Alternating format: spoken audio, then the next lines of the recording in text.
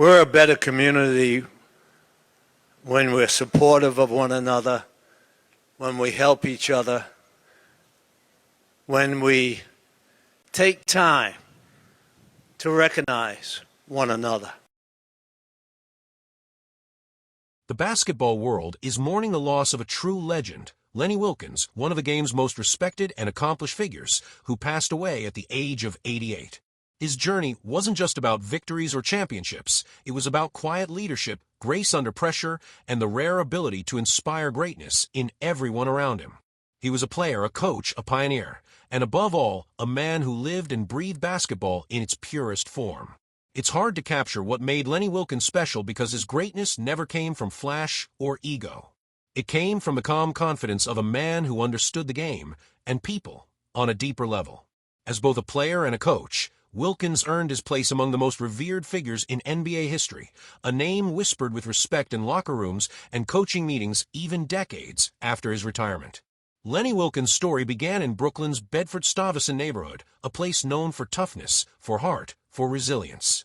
His father, a chauffeur, passed away when Lenny was just 5 years old.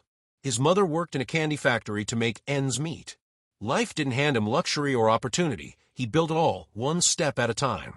In high school, he didn't even make the basketball team until his senior year. But one person believed in him, a local priest, who wrote a letter to Providence College asking them to give this quiet, hard-working kid a chance. That letter changed basketball history. At Providence, Wilkens became a two-time All-American, the school's first real star, and the foundation of what would become a proud basketball tradition. He led the Friars to their first-ever NIT appearance in 1959 and to the finals the following year.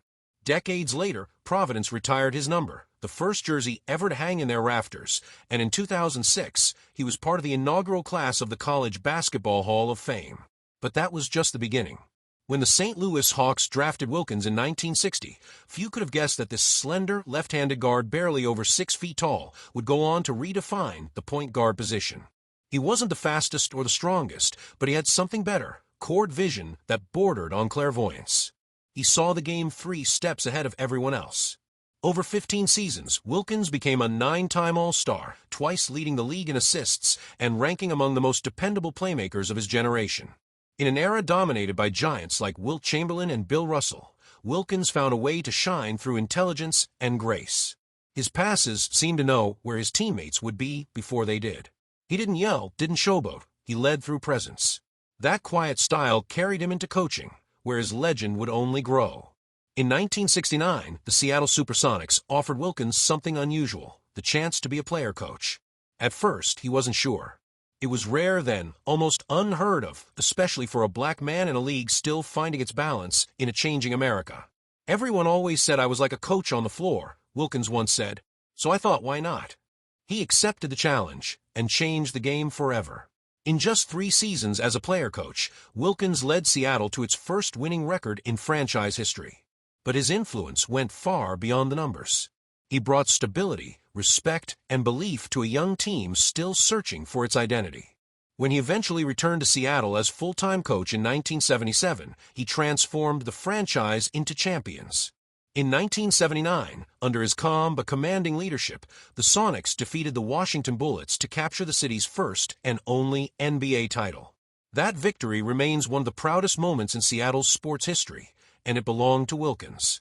His coaching career stretched over 32 seasons across 6 franchises: Seattle, Portland, Cleveland, Atlanta, Toronto, and New York. Along the way, he earned 1,332 wins, the third most in NBA history. At one point, he even held the all-time record, surpassing the legendary Red Auerbach. He joked about celebrating the milestone by lighting a cigar, only to nearly choke on it because he'd never smoked before. But it was my tribute to Red, he said with a laugh, a small glimpse of the humility that defined him. For all his wins, Wilkens' legacy wasn't about statistics. It was about humanity. He coached without needing to shout, without needing to dominate. His players trusted him because he listened, because he understood. I know what young players are going through, he once said. I didn't come from anything either, so I've been there.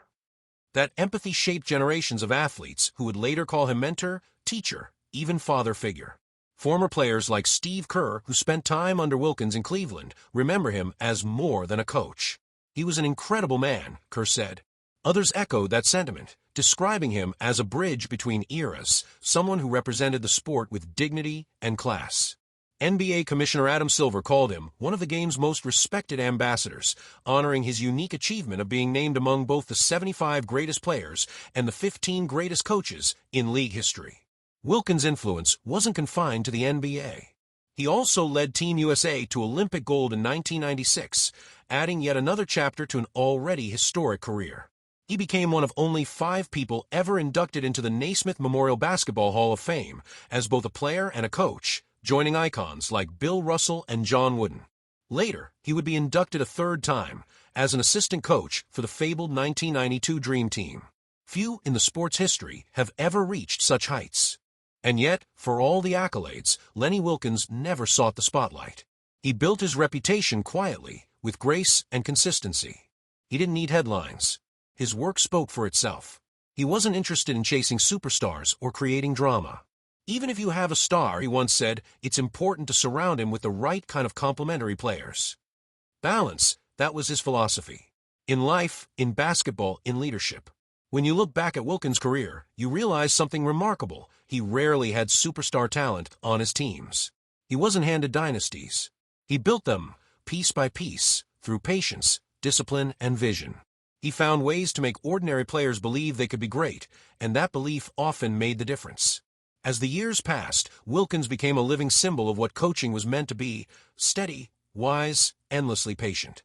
He served as president of the National Basketball Coaches Association for 17 years, advocating for better conditions, benefits, and respect for coaches across the league. His work there changed the profession in ways few fans ever saw. Off the court, his impact was just as profound. Through the Lenny Wilkens Foundation, he raised millions for children's charities and healthcare initiatives in Seattle, where he remained a beloved figure long after the SuperSonics left town. To this day, his name carries a deep emotional resonance in that city, a reminder of a time when basketball brought Seattle together, when a humble man led a team and a community to glory. As news of his passing spread, tributes poured in from across the basketball world. From players to coaches, executives to fans, everyone seemed to share the same sentiment. Lenny Wilkens wasn't just one of the best, he was one of the kindest. He led with respect, treated everyone with dignity, and showed that true greatness doesn't need to be loud. Rick Carlisle, the Indiana Pacers coach, reflected on Wilkens' legacy. He did a lot to further the profession. He was a great representative to the league office, advocating for coaches, and the things that coaches experienced that a lot of people didn't know about. He was such a great gentleman, such an eloquent human being. He'll be missed, but he'll be remembered. And that's the truth of Lenny Wilkens. He will be remembered. Not just for the championships or the Hall of Fame plaques, but for the quiet strength that defined his life. For the way he made people better, not through orders, but through understanding. In a sport that celebrates highlights and sound bites, Wilkens was the rare figure who built his legacy on substance. He didn't need to dunk, didn't need to boast, didn't need to be seen. He just needed to do the work. And he did it better than almost anyone who ever lived. As the arena lights dim and the echoes of applause fade into memory, one thing remains. Lenny Wilkens showed us that greatness isn't measured by how loud you are, but by how deeply you care. He gave the game everything, his mind, his heart, his years, and in return, basketball gave him immortality. Tonight, somewhere in the quiet of Seattle, you can almost imagine a soft cheer rising through the rafters, a gentle tribute to the man who brought a city to its feet and taught a generation what leadership truly means. Rest in peace, Lenny Wilkens, the player, the coach, the legend. Your legacy will never fade. Thanks for watching. Subscribe to daily updates and never miss a video.